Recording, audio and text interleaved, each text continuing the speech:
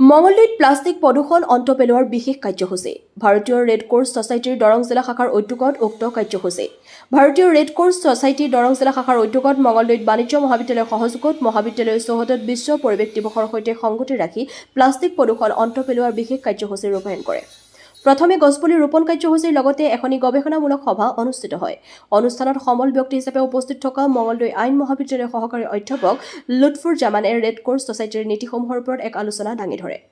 বিশ্ব পৰিৱেশ দিৱস 2025ৰ theme ending plastic pollution globally আৰু ক্লাইমেট চেঞ্জৰ মুখ্য আলোচক হিচাপে ইতিবাচক আলোচনা আগবঢ়ায় মঙলদৈ মহাবিদ্যালয়ৰ ভূগোল বিভাগৰ সহযোগী অধ্যাপক ডক্টৰ প্ৰাঞ্জিত শৰ্মাই। অনুষ্ঠানত অসম ৰাজ্যিক শাখাৰ মেনেজাৰ লৱকুমাৰ শৰ্মা, দৰং জিলা শাখাৰ সম্পাদক হৰিচন্দ্ৰ শৰ্মা, ৰাজ্যিক কাৰ্যবাহী সহায়ক দীপজ্যোতি ডেকা প্ৰমুখ্যে বিভিন্ন গণ্যমান্য ব্যক্তি আৰু মঙলদৈ বাণিজ্য মহাবিদ্যালয়ৰ শিক্ষাৰ্থীসকল উপস্থিত থাকে।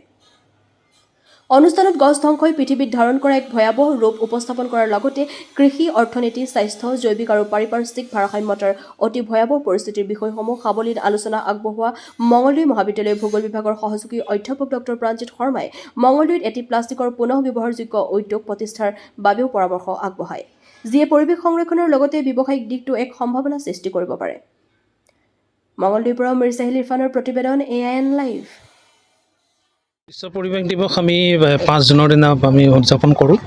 বিশ্ব পৰিৱেশ দিৱস মানে কি হয়, আমি সকলোকেই পৰিৱেশৰ বিষয়ে সজাগ কৰা আৰু পৰিৱেশৰ সংৰক্ষণৰ ক্ষেত্ৰত যাতে আমি ইনিচিয়েটিভ ল'ব পাৰোঁ, তাৰ কাৰণে এটা দিন, যিটো দিনত আমাক সোঁৱৰাই দিয়ে আৰু সেইটো ক্ষেত্ৰত আমি সকলোৱে সজাগ হ'ব লাগে, প্ৰতিজন ব্যক্তি সজাগ হ'ব লাগে। আৰু এই বছৰৰ যিটো থিম এণ্ডিং প্লাষ্টিক পলিউশ্যন, প্লাষ্টিকটো এটা মানে আমাৰ কাৰণে এটা বিষাক্ত প্ৰদূষণৰ এটা প্ৰধান আহিলা হিচাপে আহিছে। গতিকে আমি সেই ক্ষেত্ৰত সজাগ হৈ প্লাষ্টিক আমাক লাগিবই, প্লাষ্টিক আমাক ব্যৱহাৰৰ কাৰণে লাগিবই, কিন্তু প্লাষ্টিকটো যাতে আমি মিছ ইউজ নকৰোঁ আৰু তাৰ পৰা যাতে প্ৰদূষণ নহয় বা পলিউশ্যন নহয়, তাৰ কাৰণে আমি পদক্ষেপ ল'ব লাগিব। আৰু সেই ক্ষেত্ৰত আমাৰ প্ৰতিজন সচেতন নাগৰিক, ছাত্ৰ ছাত্ৰী, শিক্ষক শিক্ষয়িত্ৰীৰ পৰা আদি কৰি আমাৰ চৰকাৰ বা গভমেণ্টেও সেই ক্ষেত্ৰত ইনিচিয়েটিভ ল'ব লাগিব, যাতে প্ৰদূষণ নহয় বা প্লাষ্টিকক ৰিচাইকেল কৰি প্ৰপাৰলি যাতে তাক ইউজ কৰা যায়।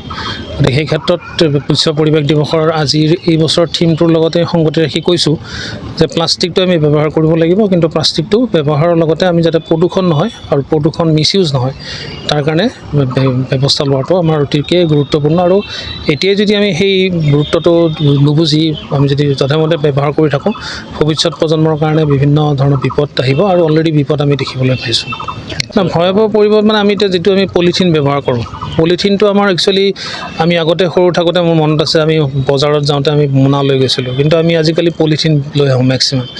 পলিথিনটো লৈ আহি পলিথিনটো আমি ৰিচাইকেলৰ কাৰণে খুব কম সংখ্যক মানুহে ব্যৱহাৰ কৰে। সেইটো ঘৰতে ক'ৰবাত জ্বলাই দিব, জ্বলালে কি হ'ব, কাৰ্বন ডাই অক্সাইড বেলেগ গ্ৰীণ হাউচ গেছবিলাক এটমছফিয়াৰত যায়, বায়ুমণ্ডলত যায়। আৰু য'তে ত'তে আমি পেলোৱাৰ ফলত কি হয়, আমাৰ নলা নৰ্দমাবিলাক বন্ধ হৈ যায়, তাৰ ফলত কৃত্ৰিম বানৰ সৃষ্টি হয়।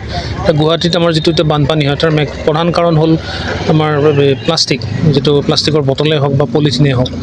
আমাৰ যিবিলাক সৰু সৰু অঞ্চল আছে সেইবিলাকতো আমি এতিয়া অতিকে তাৰ ব্যৱহাৰ দেখিবলৈ পাইছোঁ। গতিকে পলিথিনৰ ব্যৱহাৰটো আমাক লাগিব, আমি কমকৈ ব্যৱহাৰ কৰি বা ব্যৱহাৰ কৰিলেও তাক যাতে ৰিচাইকেললৈকে লৈ যাব পাৰোঁ, তাক যাতে ব্যৱহাৰ কৰাৰ পিছত যাতে যধে-মধে নেপেলাই য'তে ত'তে জ্বলাই পুৰি এনেকুৱা নকৰাকৈ ৰিচাইকেল কৰিব পাৰোঁ, তাৰ এটা ব্যৱস্থা আমি প্ৰতিজন মানুহে ল'ব লাগিব।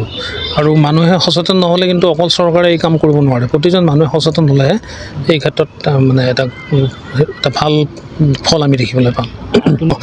এইটো আজি নহয়, এইটো মই আজি কেইবছৰমান আগতে আমাৰ ছাত্ৰ ছাত্ৰীসকলক লৈ এটা ছাৰ্ভে কৰাইছিলোঁ। আমাৰ 10টা ৱাৰ্ড আছে মঙলদৈ টাউনত, তাত 10টাত আমি অলমষ্ট সেই সময়ত এইটো মই ছাৰ্ভেটো কৰিছিলোঁ 2016-17 চনমানত। তেতিয়া আমি পাইছিলোঁ যে অলমষ্ট প্ৰতিদিনে আমাৰ 25,000 পৰা 30,000 প্লাষ্টিকৰ পলিথিন পেকেট আমাৰ মঙলদৈ চহৰত ব্যৱহাৰ হয়। কেতিয়াবা বাঢ়েও কেতিয়াবা কমেও, এভাৰেজ আমাৰ 25,000কৈ মানে ব্যৱহাৰ হয়। গতিকে সেই 25,000 পলিথিনৰ পেকেটটো ক'ত যায়?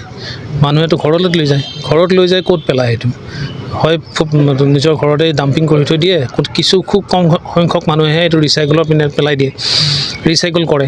বাকীখিনিতো হয় জ্বলাই দিব, নহয় ড্ৰেইনত পেলাই দিয়ে, বা খুব কম সংখ্যক আজিকালিতো ডাষ্টবিনো নাই, ঘৰে ঘৰে কালেক্ট কৰে। তাৰ ফলত কিছু কমিছে এতিয়া মানে ৰিচাইকেলৰ কৰাৰ কাৰণে।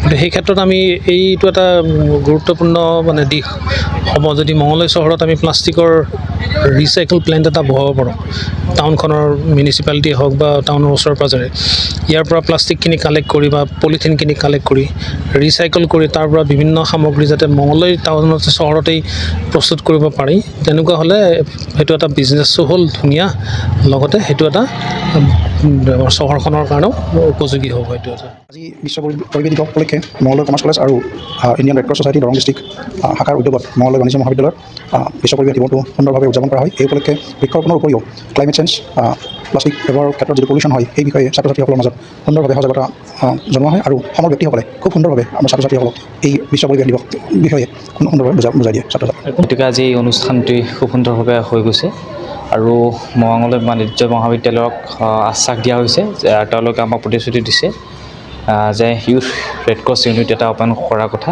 আৰু সেই অনুসৰি আমি ভাৰতীয় ৰেড ক্ৰছ ছ'চাইটি ৰাজ্যিক শাখাৰ পৰা আজি আমি উপস্থিত আছিলোঁ আমাৰ ষ্টেট মেনেজাৰ আছিলে গতিকে তেখেতে খুব সুন্দৰভাৱে মঙলদৈ বাণিজ্য মহাবিদ্যালয়ৰ কৰ্তৃপক্ষক জনাইছে ইউথ ৰেড ক্ৰছটো অপেন কৰাৰ কথা আৰু লগতে যি ব্যৱস্থা কৰিব লাগে সেই যাৱতীয় আটাইখিনি আমি ৰাজ্যিক শাখাৰ ফালৰ পৰা ব্যৱস্থা কৰি দিম বুলি আমিও প্ৰতিশ্ৰুতি দিয়া হৈছে যে ৰাতিপুৱাৰ পৰা বৃক্ষৰোপণ কাৰ্যসূচী এই বৃক্ষৰোপণ কাৰ্যসূচী খুব সুন্দৰভাৱে সন্মানীয় ৰূপকসকলে ৰোপণ কৰিলে ইতিমধ্যে আৰু তাৰপিছতেই ভিন্ন সমল ব্যক্তি আহিছে তেওঁলোকে ছাত্ৰ ছাত্ৰীক উদ্দেশ্যি খুব সুন্দৰভাৱে ক্লাইমেট চেঞ্জৰ ওপৰত এই প্লাষ্টিক মুক্তকৰণ কেনেকৈ প্লাষ্টিক মুক্তকৰণ কৰি ৰাখিব পাৰি তাৰ ওপৰত খুব সুন্দৰভাৱে তেওঁলোকে বক্তব্য আগবঢ়াইছে আৰু এই বক্তব্যৰ জৰিয়তে আজি যি বিশ্ব পৰিৱেশ দিৱসৰ যিটো থিম আছিলে সেই থিমটো প্ৰতিগৰাকী ছাত্ৰ ছাত্ৰী লাভৱান হৈছে বুলি আমি ভাবিছোঁ যিকোনো খবৰ আৰু বিজ্ঞাপনৰ বাবে যোগাযোগ কৰক